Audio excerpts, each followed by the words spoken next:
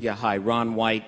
This is a parallel question, I think, to the one that was previously asked. Without falling in the trap of glamorizing leaders, what's the role of Malcolm X in this thinking going forward? Let me just add right quick. I'll come back to the Malcolm question in just a second.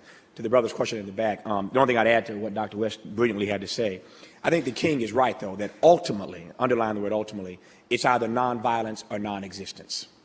That was true then, and I think it's more true today. We live in a world where it's either nonviolence or non-existence, number one. I think secondly, with regard to this particular administration, and this is what troubles me, because nobody in Congress, that's why I mentioned earlier that, you know, I'm not prepared to jump up and down and speak in tongues because the Democrats are now controlling both houses of Congress. I'm not quite there yet, and I'm not there yet because they have been far too silent on this wholesale turn, this complete change in how we engage the world militarily, which is to drop bombs first, ask questions later. If we think you have something, or we make up a story that you have something and then sell the world on that, we come in first, wreck everything, and then ask questions later, and then after we realize we made a mistake, that what we said was untrue, then we start spinning 1,000 other reasons for why it was important for us to have done what we did. So in the spirit of Ralph Bunche, again, what can America learn from our struggle? In the spirit of Ralph Bunche, we don't know what the word diplomacy means anymore. And so the problem is that a military response too often becomes our first option and not our last option.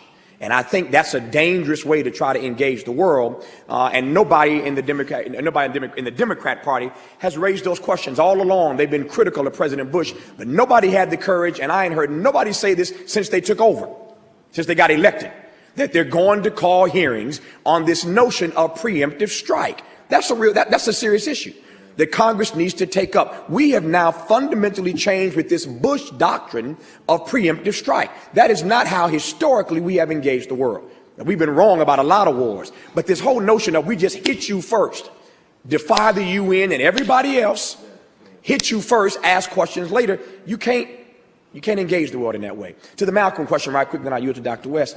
I think the question is how Malcolm fits in. For me, it's back to what I said earlier about challenging folks to re-examine their assumptions and to expand their inventory of ideas. If Malcolm did anything for us, he challenged us to re-examine our assumptions, to expand our inventory of ideas. In many ways, this is going to be a dangerous thing to say, but I'm going to say it right quick and back away from the podium.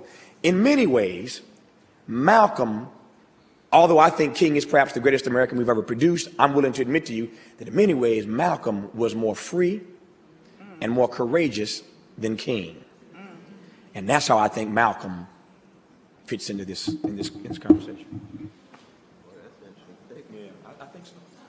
Oh, we could have a long seminar on that claim. Can I make an announcement before you speak? Yes, yes.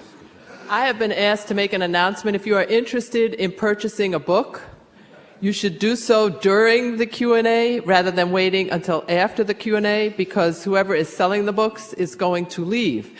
So you can go out, buy a book, ask Tavis after the Q&A to sign it, but you need to buy the book now. Okay. Doc and I are arguing about my last. Yeah, no, that's a deep play. Well, first we got to make a distinction. There's Malcolm Little, there's Malcolm X. We got to be true to people's mom and daddy. He was born Malcolm Little. His father was a great Baptist preacher, Garveyite, was lynched. His mother went under mentally owing to the white supremacist attack. There's no Malcolm X without the profound love of the Honorable Elijah Muhammad. This is very important to keep in mind. He's a gangster in a cell. He's been mistreating folk. Elijah believes in him enough to give him confidence to transform himself and then brings him into his organization. Now here we have to distinguish between a spokesperson and a leader. A leader is someone who has an organization and can put people in motion. Elijah Muhammad had an organization. The Nation of Islam could put people in motion. That Malcolm X was a spokesman. A spokesman is very different. He's a great spokesman, one of the greatest spokesmen we ever produced in the 20th century. But most of his political life, he was connected to a leadership of the Honorable Elijah Muhammad. You would never hear Malcolm X say, even when he spoke right here in 1964 at Harvard Law. Is that right, y'all? Because I think Archie brought him here. Archie brought him here. Archie F. brought him here. Because I remember reading that text. Archie brought him here in 1964. Where was it? Oh, it was a college, though. Yes, that's right. That's right. But what would he always say? In the name of Honorable Elijah Muhammad, just like our dear Minister Louis Farrakhan, the same way. That's very important. When Malcolm breaks, as given his magnificent spokespersonship under the leadership of Elijah Muhammad, what does he do? He tries to become a leader by forming his own organizations. And he doesn't have time to do it. He's put to death by some of the black gangsters. You see, so that question becomes in, which particular Malcolm are we talking about? Brother Tavis said he's the most courageous. I can understand Tavis saying that at the level of Malcolm being willing to speak shattering fundamental truths that no black leader was willing to say in the American public, in the white mainstream, on the Johnny Carson show and so forth. No one had ever done that before, even though a lot of black folks said it in barbershops and beauty salons. But that's different than saying it to the white mainstream. When he looks in Johnny Carson's eyes, and Johnny Carson asks him, what does a Negro really want? You remember what Malcolm said?